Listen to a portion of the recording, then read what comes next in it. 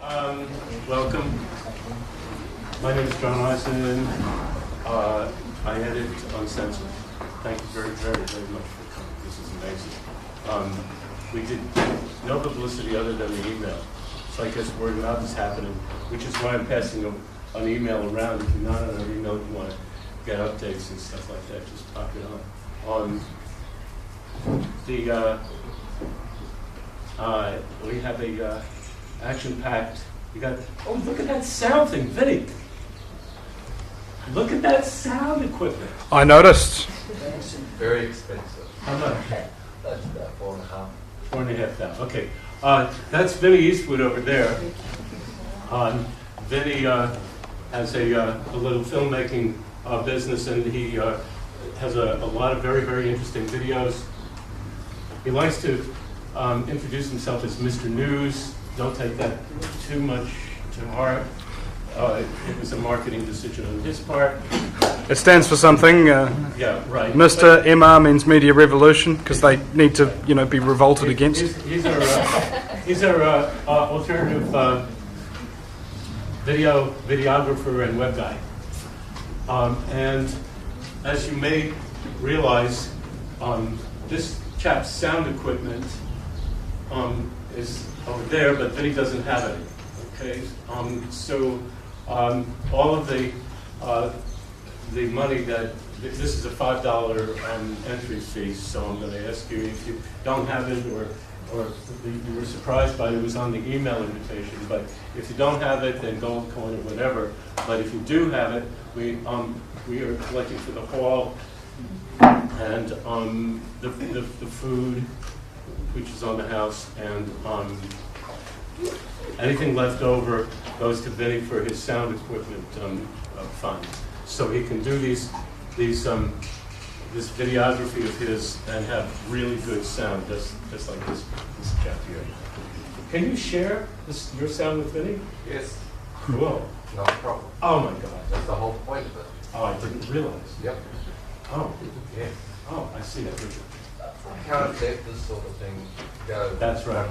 Unrecorded. Peeking in the doorway to you is Alec Newworld, not New World, but he's very orderly.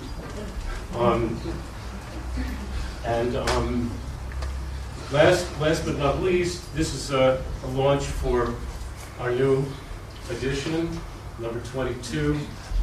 It's been 5 years now since we broke this story to New Zealand that 9/11 was an inside job, which is still news to all too many people in this country, but there is an awakening that is happening, and people are beginning to get it, that there is indeed an agenda here, and it's fairly nefarious. If you don't want to look that up, it means portentous in a bad sense. The 9/11 was indeed an inside job, and was indeed abetted by, or even possibly led by, our friends in the Mossad, which is the Israeli secret thingy. Anybody here from the Mossad? Mossad?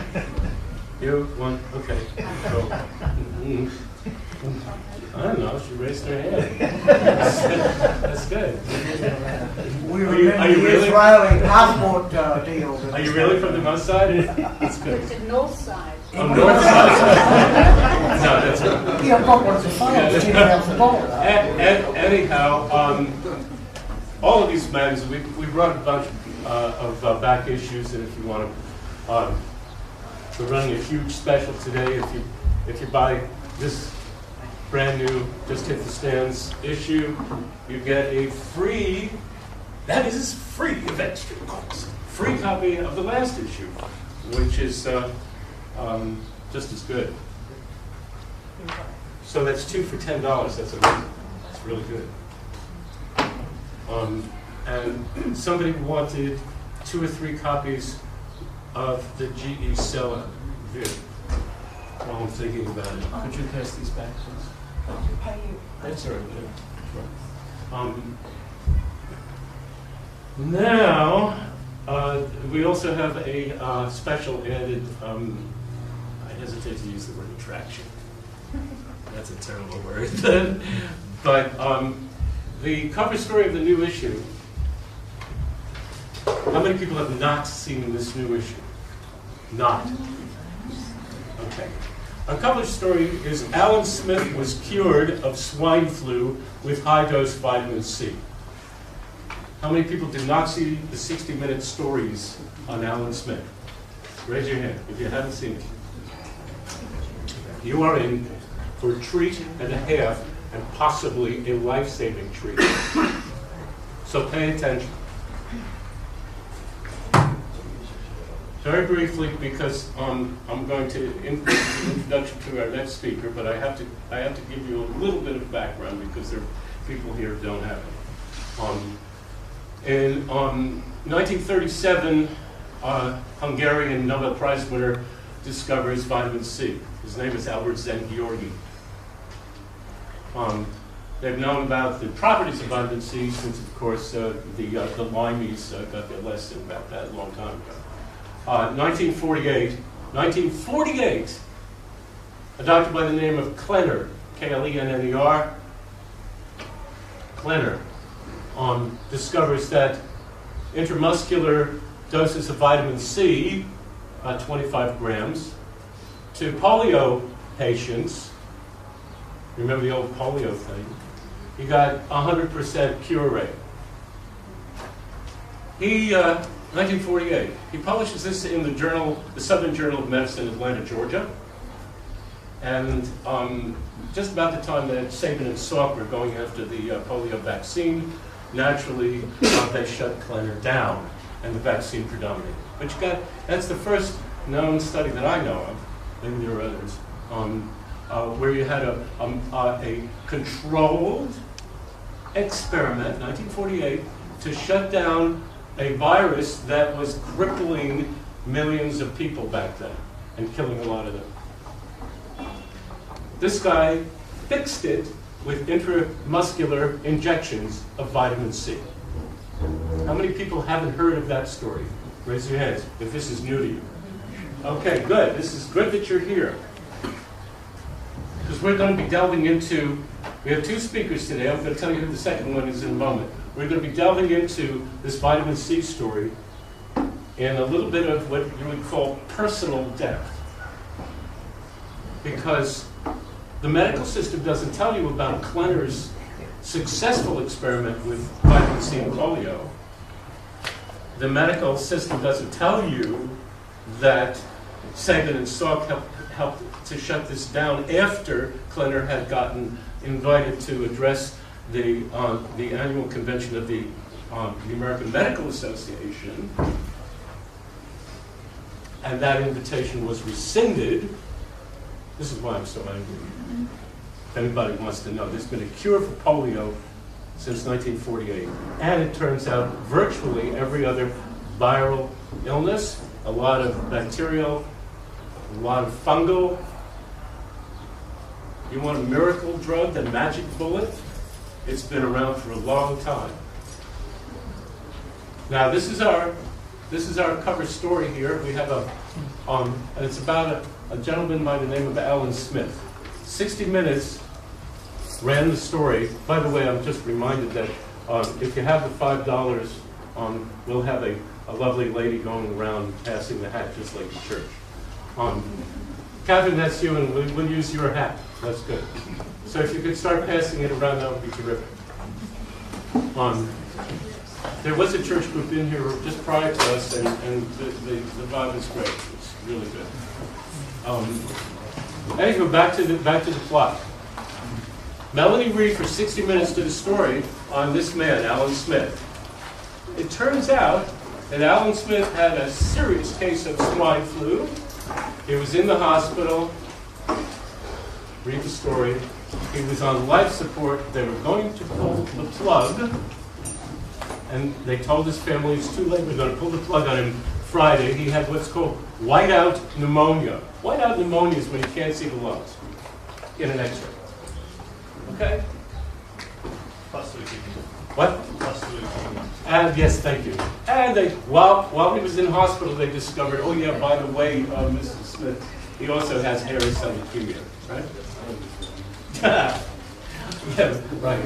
The good news is that he has whiteout pneumonia. We're going to pull the plug. And the bad news is that he has, might as well, this guy's finished. Right? Wrong. Sonia Smith's brother had been studying about vitamin C and came up with the research that's out there for anybody who wants to look, right? A lot of it peer-reviewed. In fact, this study that I just mentioned by Dr. Klenner at the Southern Journal of Medicine is peer-reviewed. Southern Journal of Medicine is peer-reviewed. Polio eradicated. I should have put that in this issue now that I'm thinking about it.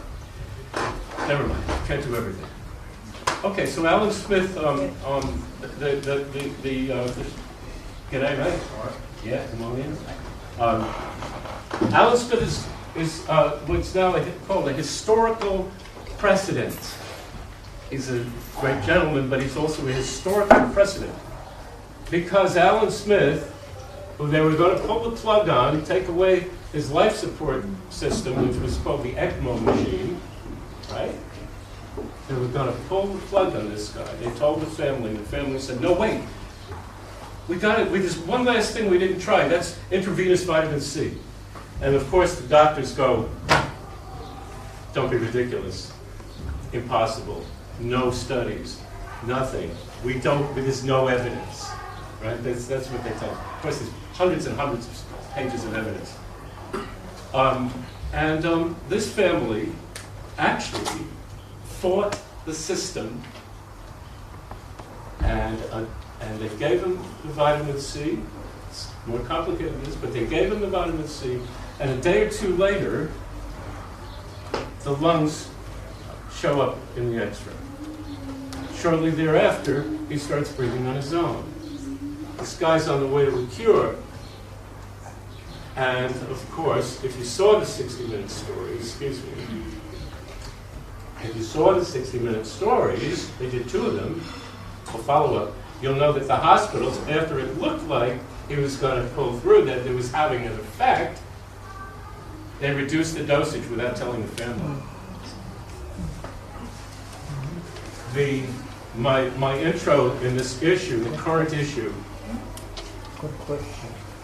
is entitled "The Medical System is a Sham." Face it, but it's more than a sham. The medical system in the United States, in the year 2000, according to the Journal of the American Medical Association, was the second leading cause of death. According to the Ministry of Health in New Zealand, 1998, on their website, the medical system itself was the third leading cause of death in New Zealand. Not including accidents or malpractice. Right. That's when it's running perfect. No, that does include that video. Does it? Yes, it does. Okay. That's called medical misadventure. The fact of the matter is that never once in these hideously, shall I say, indicative statistics, never once do they tally in the cancers. They said number 1 is cancer, number 2 heart disease, 3, 4, 5, and 7 are all medical bullshit. Okay, and you add those up, it becomes number 3. Never once do they tally in the cancers that are actually caused by medical procedures such as vaccination. Caused. They don't look for it, so they never see it. When occasionally somebody cultures out something called SV40, which is simian virus number 40, which is the 40th virus that they discovered along the line from simians, monkeys, SV40, which was contaminating the polio vaccine.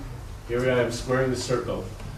Contaminating the polio vaccine, SV40, and they knew it in 1961, and yet they continued to do it. SV40 turns out to be carcinogenic. It's in the polio vaccine. You've got a cancer epidemic. They culture out this SV40 from the guts of people who, or the cancerous tumors of people who came down with, they have cancer, they look. SV40 is in there. Wonder how it got in there. It got in there from the vaccine, pure and simple. Anywho, this is a long way around my introduction to the gentleman who's on the cover of Uncensored for this month. He drove up from Otrahunga this morning as a surprise to me. It wasn't exactly a surprise. Somebody said we may come up, but I thought she'd call me. Right. There's nothing I really can say except this is a great honor not only to have met Alan and Sonia, but other members of his family. Sonia's brother was the one who had done the research, am I right, on the vitamin C, and they all stood up for Alan at the hospital and said, "No, we're not going to let you kill our father, our husband. No, try the vitamin C. What do you got to lose?" My thinking is that what they have to lose when they see and finally admit that this works, what they have to lose are billions of dollars of sales of vaccines, billions of dollars in sales of Tamiflu, and all the other antivirals and vaccines coming down the pike. Ladies and gentlemen, if this story gets out, and it is getting out, Mercola.com, a very, very excellent website, had the full story of Alan's situation, his history, and it's gone viral. It's around the world. Okay, Uncensored, our website has lots and lots of pages, and that lady standing back there with her arms crossed in the pink, she runs a group called VitaminCCanCure.com. She's also very .org. I always get confused. .org. Got it. Anywho, I've taken up. Oh, look at that! I haven't taken up that much time yet. But I would like to give Alan an hour to speak with us and to discuss the situation. And Sonia, yes? No? No? Well, Alan at least. Alan Smith, ladies and gentlemen. I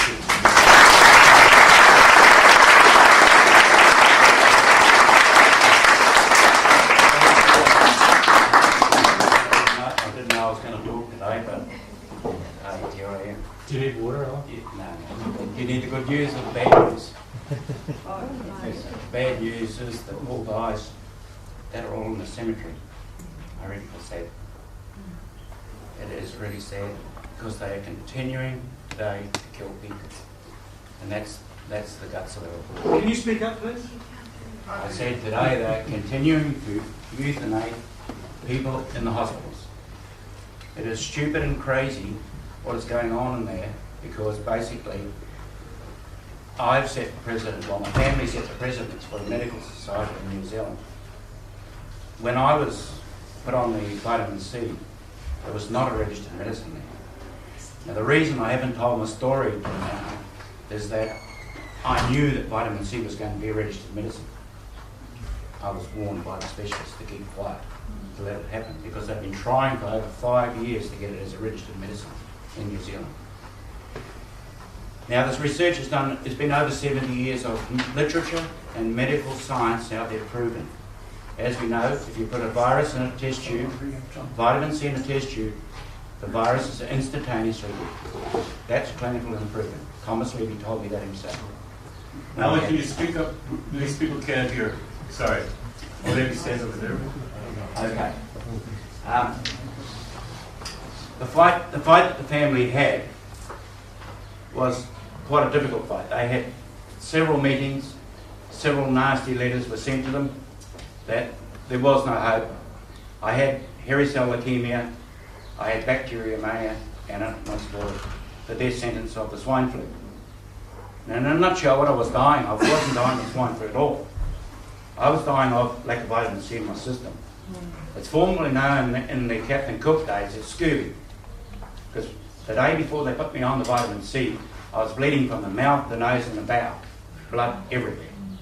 My plate levels were way down, my blood pressure was off the scale, and they had actually given up hope. And the man here, Jimmy, was the man that had done the research. And I was very, very lucky. The good thing of is that my wife and Jimmy went to the Tauranga Hospital the other day, where I first was administrated to the hospital. We met the team there that looked after me, and they mentioned that they were cloning me in that hospital.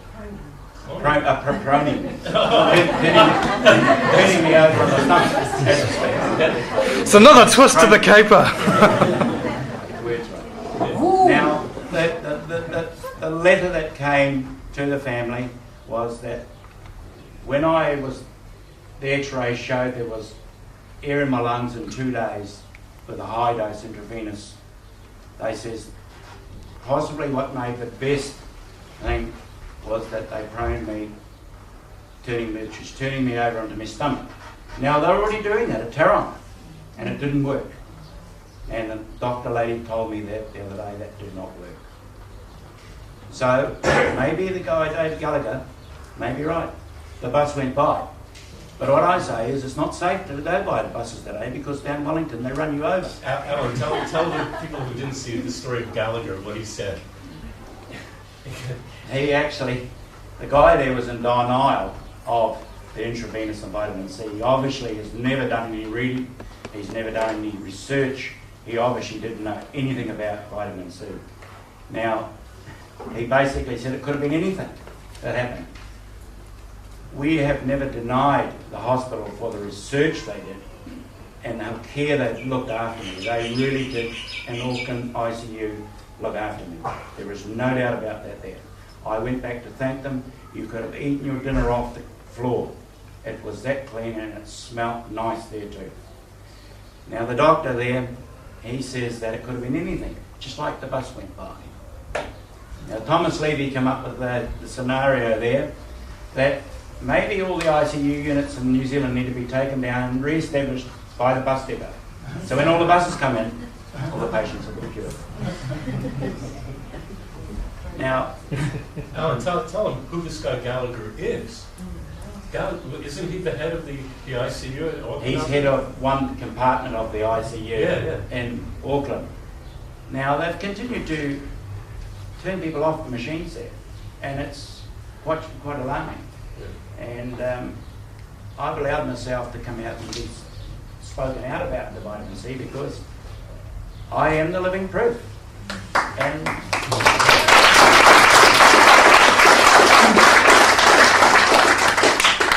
the reason I told the story was told because I wanted to help other people. And I couldn't believe in my wildest dream the night that we went to Auckland to the girls' college where Thomas Levy was talking that night. I walked out on the stage and there was 760 people in the room. Now that organisation was only in 5 days to organise that thing. I was blown away. I did not realise. Now we've had calls from Switzerland, Ireland, the States, Australia, all around New Zealand. And I had an ad up the other day, there's only about 12 days have gone past when my phone hasn't rung for somebody with cancer, viruses, tumours, they have sores on them, and they're looking for help. Now you're probably wondering what I'm doing, what I'm taking. I'm still taking the Lipoceric. The Lipoceric is not an intravenous vitamin C. It's a capsulated form in an egg yolk in sachets. Now, how we come to find out about this is the man that got us into Centre of Advanced Medicines. They were the specialist that helped the hospital. And he's the man, that John Appleton is the man that sells that. And that is in a capsulated form. It gets into the membranes of the body and it's slow releasing into the body. And I'm still taking 4 grams of that a day. I'm taking a tablet of Q10. That's for anything to do with respiratory problems. It will help with the valves in your heart, clean your arteries in your body. And also I'm taking a vitamin D. Now your vitamin D is very, very essential to our blood levels. we underestimate all that. And I'm also taking a vitamin tablet as well. Now, they say, how long am I taking it for? I do not know. We go to the specialist in Hamilton every 3 months, and he does a blood test on me every 6 weeks, and there is no sign of early cell leukemia in my body anymore. So,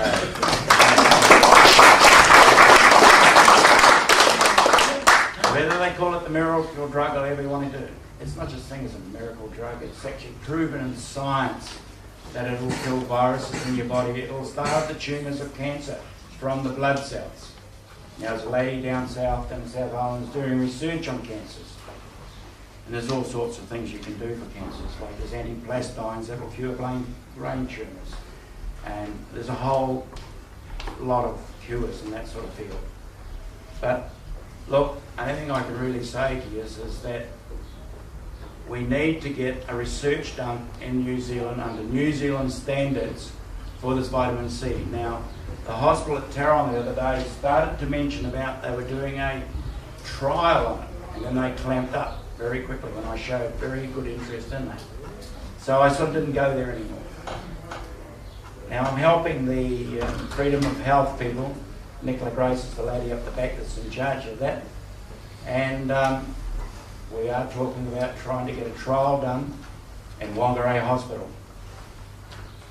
Now, my son Paul flies to New Zealand, and he's going to the Limbons, and they are showing huge interest on funding money for us in New Zealand. Also, my old lawyer, which is a judge at Rotorua, he's got a friend that is interested in putting large numbers in it. I've come up with the idea that I want to go to the insurance companies to say to the insurance company, we need $20 million. And then we're going to go to John Key and the Ministry of Health and get the rest. And if in denial, I put it to them that they're very one-eyed, because basically, how many more people are going to die? Unnecessary. It's very simple to work out, you see.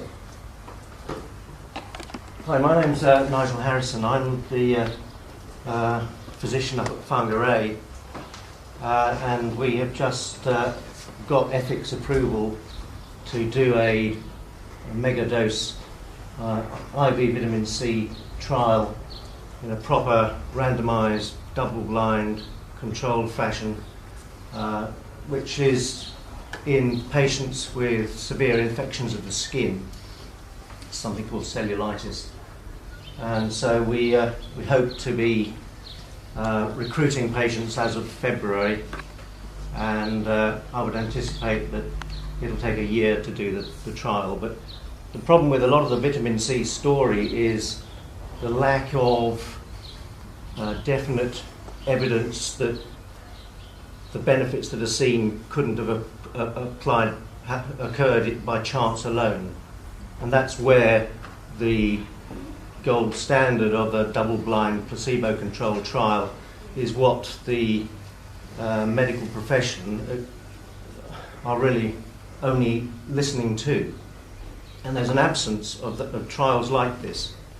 There's enormous amounts of evidence of benefit in individual people, thousands of vitamin C injections given in the Centre of Advanced Medicine in Auckland with apparent benefit, but none of it's been done against a placebo. And until we know whether it's actually the vitamin C working or whether it's a placebo, Right. you're going to have difficulty convincing a lot of the skeptics. Excuse me. And that's why I want to do this Pardon me? trial. Maybe you didn't hear. 1948. Oh, I know about Fred Tennant. That's gold standard, Yeah. double-blind, placebo, success. 1948. Sure, that's one. Oh, yeah. I have about 200 or 300 more Yeah. on our website. Well, And I published in the current issue again, gold standard, done before, when doctors or their spokespeople say it's never been done, no evidence, I'm wondering, what about all the stuff I've come up with myself on the net? Oh, sure. Yeah, and I'm not defending my colleagues who have said there's no evidence. On the contrary, the reason I'm trying to get some evidence is the reason I'm doing this trial. Well, And anyway, have a look at this.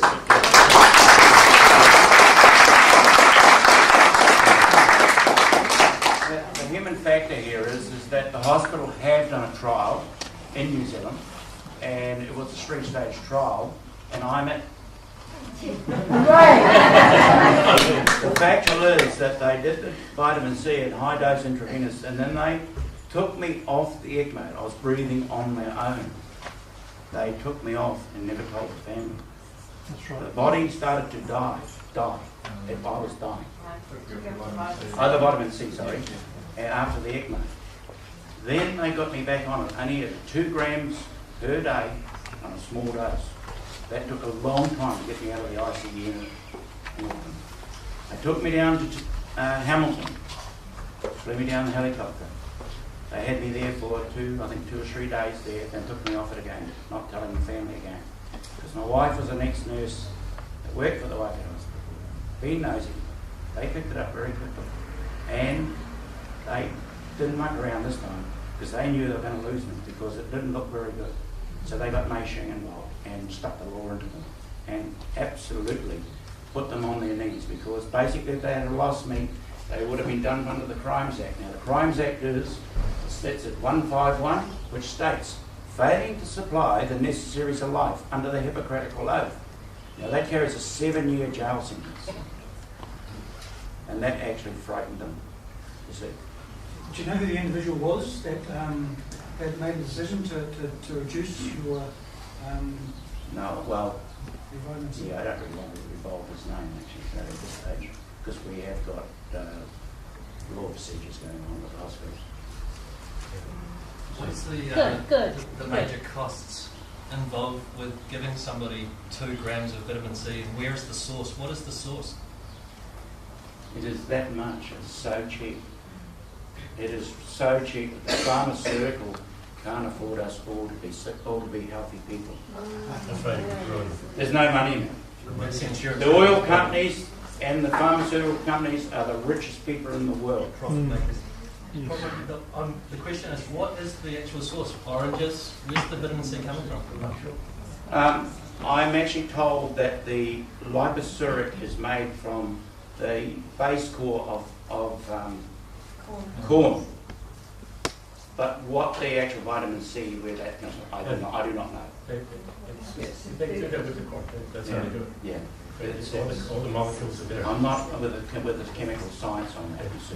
So they basically wanted you to die, did they? Yes. They did. They basically had given up, because basically I was virtually dead.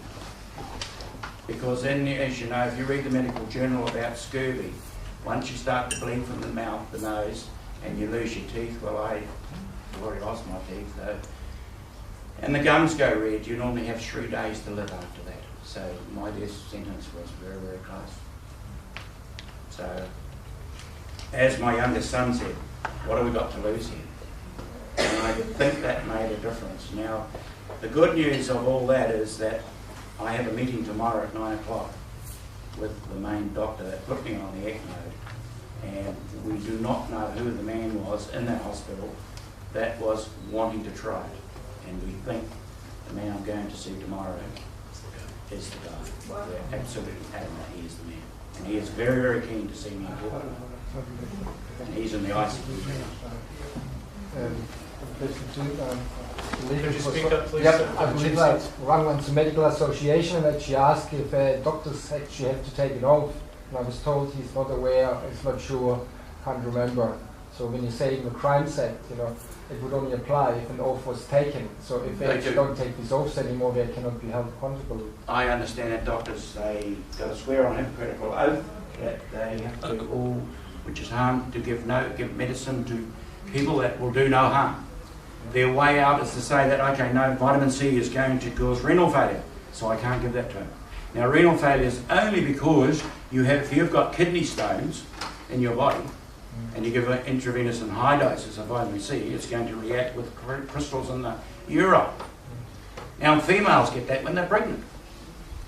So, do you really want to have a renal failure, or do you want to have a meeting with the minister in a box? You have the option.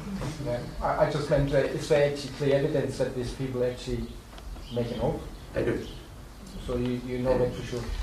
Now, the other thing is that the Tamiflu, to my knowledge, has never had a clinical trial.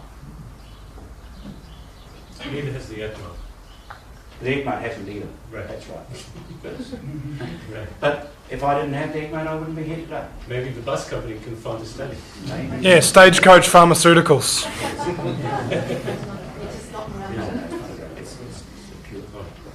Yes. When you were in a coma or you were out of it, can you remember anything from any experiences or not really? Nothing. The only thing that was happening, I just think it was when I was waking up. They took 6 days to get me out of the coma. I was dreaming, and yeah, they were pretty amazing dreams. Don't know what to talk about it. Yeah, we said before. Could I just interject here for the doctor? We run on page 77 a screenshot of PubMed, and the title of the study that they're doing is The Effectiveness of Vitamin C in Preventing and Relieving the Symptoms of Virus-Induced Respiratory Infections. This is... Now we had a neighbour of ours in the Waikato Hospital just recently that had an infection in his lungs. He had a heart operation and he got an infection. He was back there, and they had basically told the family that he had a date that he was going to die. Now I went to that ICU meeting and they saw me walk in the room and they didn't want me in the room. Now they waited half an hour for their lawyer to turn up. So now that's okay with me, right? So I have to wait for the words I use. So anyway, I challenged them that if this man was to die, and the family had been harping on, they wanted vitamin C into him to kill that virus he had. They then gave in. In 36 hours, that man was sitting up on bed. So, and that man, they just poured liposuric into him in huge doses. In that last week he was there, and he's home now, mowing the lawn, shifting his cattle on his farm. And he's 83 years of age.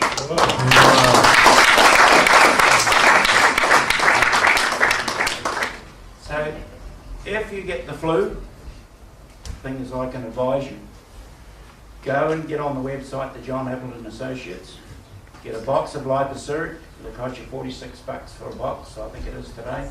And if you've got pneumonia, I can vouch because we've treated a person in home with it, a very good friend of mine. He ate the whole box in 3 days, went back to work on the 4th day. He didn't take any more. On the 5th day, he was nearly back and he was thinking of going to hospital because he was so very young. He got 2 more boxes. He ate the rest of the 2 more boxes within 7 to 8 days. And you can see him now. It's awesome. So if you get the flu, all you got to do is take 4 to 8 grams a day of the thing. Just put a little bit of orange in the glass, tip it in, and you'll be well. Did you know that you had hairy cell leukemia before you went in? No. No symptoms. What was happening with the hospital had mentioned that they couldn't do anything for me. They didn't know what was wrong because their drugs weren't working. Now when they tested for the hairy cell leukemia, bingo. They wrote the letter saying that we have diagnosed it as hairy cell leukemia. I'm not sure the way to look at the words, but if that's all I've got, I cannot survive. It is impossible. They brought this ECMO specialist over from America, basically to convince the family, turn me off. And he said, turn him off. He's finished. Yes. It's quite interesting. There is a medical condition of the lungs called mycoplasma, and I just heard of that. No, that's not a medical condition, Well, mycoplasma. Well, it's a thing of the You lungs. can get an infection from mycoplasma. Well, the thing is that the doctors, so far when I've asked about it, they refer to it as a postnasal drip. And many have a postnasal drip. However, it is also called mycoplasma pneumonia, and it's of the upper respiratory. So would that fit in with this? I had what they call, like John said, I had whiteout pneumonia, and basically it was into the fact of the swabbing was swine flu that I had. And I also had hairy cell leukemia with bacteria pneumonia. And yeah, I had like what you call a three-way whack. So I basically have slipped through the cracks like a rat, you could say. So basically, I was very lucky that the family fought so hard. So that was it. But the factual of it was an alternative medicine in New Zealand. But now it's a registered for injection, IV. That Lycosyrup vitamin C, I was up at the Advanced Medical Clinic in Remuera getting a vitamin C infusion, and I saw the box and I bought it, yep, $46. And 2 weeks later I picked up the flu and I got stuck into that box and I knocked it on the head in 4 days. That's right. And I just took it straight from the satchels. Yeah. Yes, another lady there asked the question. What's the question?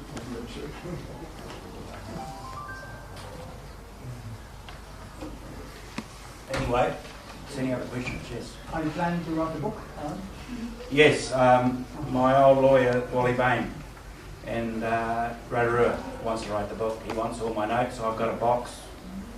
You know, that it's absolutely full. Jared Lewis is a retired doctor, and he's helping us with a case in conjunction with the Whangarei Hospital with the trial now. In that, the book won't get written for at least another year now, because we've got ongoing concerns with the CPC and the Auckland District Health Board, because we've been in conjunction talking to them. What's the CPC, please? Well, it's a clinical practitioner trials that Margaret Whistler made a false statement about vitamin C. And Jared Lewis has torn holes in that.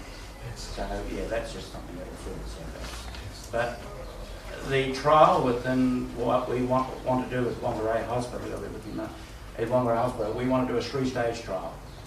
We want to do a proper 3-stage trial. I don't really care how much money we spend here, but we want to do it properly. And we want to show the world, because basically, as Thomas Levy said to us the night at the meeting, for goodness sake, don't let your brothers, Australia, take this chance off you.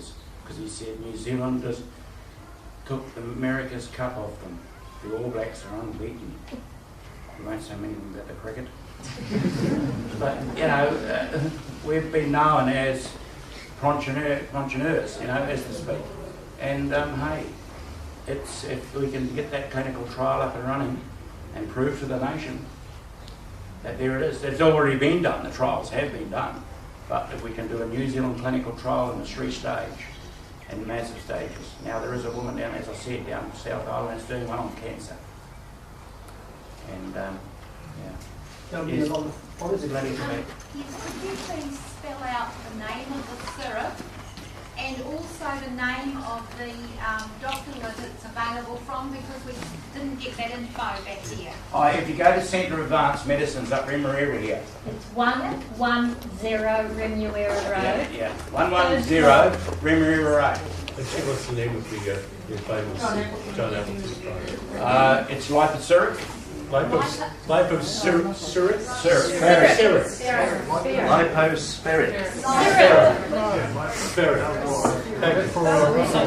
It's a syrup.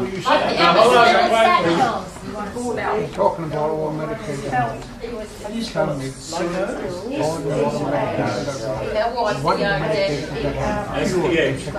LYPO dash. but I mean, SPHERIC. tell me what. The liposyrup is the most powerful from the intravenous. All of this, I know. and you're paying this money. SPHERIC. Because the liposyrup is actually in a capsulated form. Now, if you have intravenous, 4 hours and it's gone through the system. This will last a lot longer. And what was that man's name? The John Appleton. The website's appletonandassociates.com. With the liver syrup, you're talking about 4 8 grams. What's in each of those satchels? There's 1 gram in a satchel. Yeah, there's 30 in a box. And I've had people just take one and think, oh, it's not good. I don't know. Your body's screaming for it. Got to get it into you. And it will not do you any harm. You can eat the whole box in one day if you want to. Yeah. It'll probably give you dysentery. But That doesn't matter. it doesn't matter. You know, the basic fact is you need to take in the right form. Do you have anything to do with wheatgrass? But what? Wheatgrass. Wheatgrass. No. No, not yet. No, nothing about it. But- Yes, Julie? The lighter syrup is not recommended just to confirm for people with kidney stones. Louder, please, nobody can hear you. The lighter syrup is not recommended for people with kidney stones. Is that correct? No, that's not correct. You can still take the liposyric, but the intravenous is at high doses. We're talking 100 grams. Okay. And you can go up to 200 grams. And in my case, I don't know why they didn't strand me up to 200 grams. But they didn't really know. I don't think they really knew what they were doing. Because Centre Advanced Medicines were there dying to try it. It's the only medicine that I know of that has no known lethal dose, so you can take a heck of a lot of it. There is now we have a guy at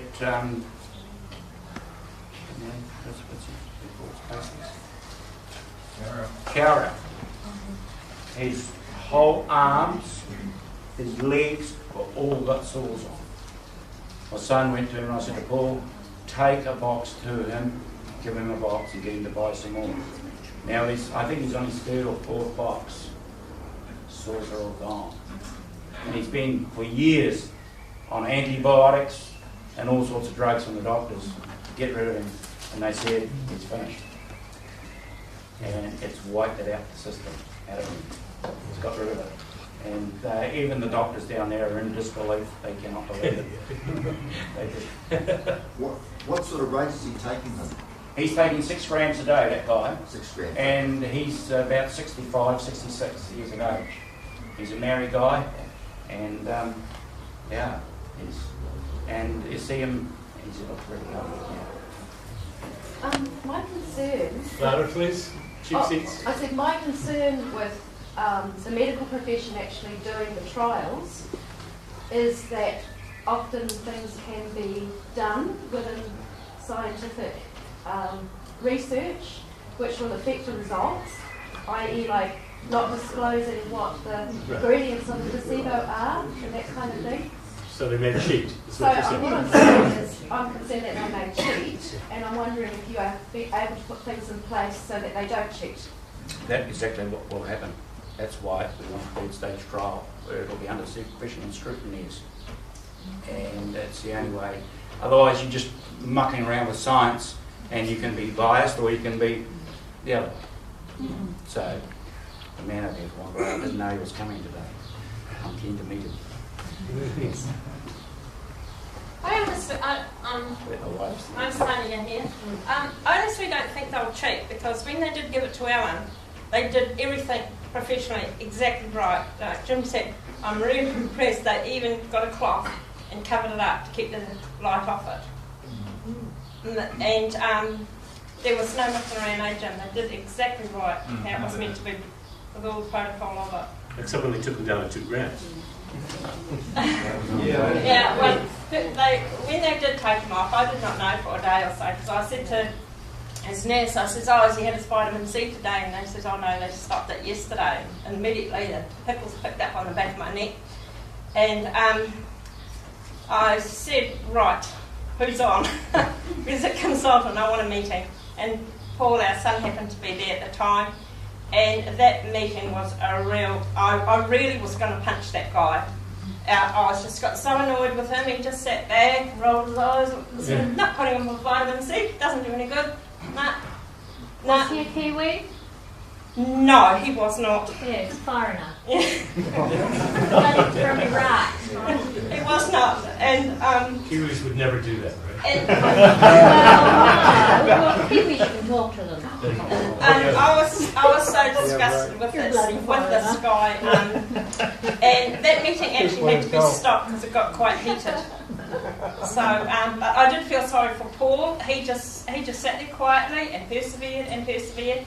He had some documentation of the benefits of it and stuff that had come through right with vitamin C on some trials.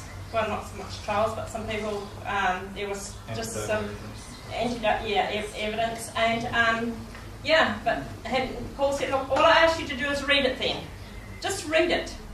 And Paul handed it to him and this guy threw it on the table. And Paul picked it up and he said, well, I'm not going to give it to you if you don't tell me you're not going to read it. He said, because I'll just take it away. But if I think I'm going to walk out the door, you're going to throw it in the bin? He said, I'm not going to leave it here. So the guy did take it. The nurse said to him to take it. And when I went back to see Alan, it was on his massive big trolley that he had where they write his notes every few minutes. And I said to his nurse, I said, has he been reading that? And he said, yeah, he has. He'll come in now and again, he has a read. And 2 days later, he was back on vitamin C. Didn't tell me. And I just said to the nurse, is he on vitamin C yet? And they said, yeah. And I said, how much is he getting? A gram twice a day, 2 grams a day. So he's just slowly going along. But, excuse me, he never got taken off it again in Auckland. It wasn't until he got to Waikato Hospital that they took it off. And I said, why have you done that? And they said, well, he's come down with all these little bottles, little brown bottles of stuff. We don't know what it is. So we stopped it. And thought, right, this is it. We got hold of Mei Ching then and got involved. But once he started waking up, he was still in intensive care. I was just feeding him like a spirit myself. And they said, you can't do that. And I said, you don't tell him what to do. I'll give it to him, all right. I said, I'll just keep it in my bag and I'll give it to him. One doctor actually said to me, he said, you can be held up for patient abuse. I said, I don't care. I said, this is my husband, I want to keep him alive. I said, we've got 8 little grandchildren, we got the 9-month-old, the 9th one was on the way. I said, they love their papa, so I said, you can do to me what you like, but I'm going to keep him alive if you're not. Good on you.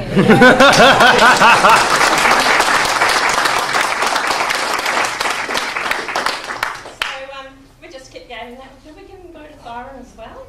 I'm not sure if glutathione. Yeah, but I just kept giving it to him. And vitamin D. That's right, we do too. In what form was it vitamin D called calciferol or? Yeah, vitamin D3. Yeah. So because that's often counterindicated with lungs, with lung problems, and you said that he. Why not? Are you reading that research from Sweden or something like that? Yes. I don't know. All I do know is if your vitamin D levels are low, well then you're asking for trouble. But they have to be right to help fight cold and flus. But vitamin C is a crucial thing. Your body screens for it. It's the first thing that's happening. So. What about just the over-the-counter vitamin C, the 1,000 milligram tablets you buy? I think the question is, for those of the cheap seats, wouldn't vitamin C from over-the-counter do as well? And the answer is obviously not. It wouldn't do as well. Getting some vitamin C into your system is crucial. That's what it boils down to and stuff. It's a case of getting enough into your system to do the job. Like taking a couple of tablets a day is not going to do the job if you've got wide pneumonia like Alan had. You've got to take hundreds of grams possibly, or 50 grams of sort of thing.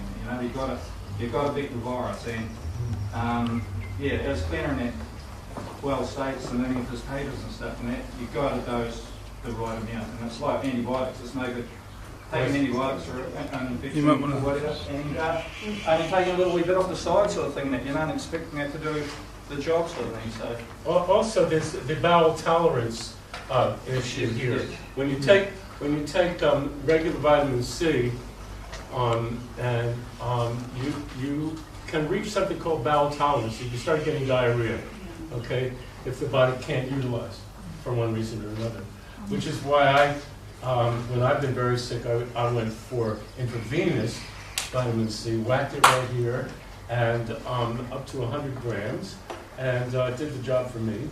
And it bypasses the bowel tolerance reflex. Yes, yes. We have about 5 minutes Do we left. need to be concerned about synthetic vitamin C? Very much so.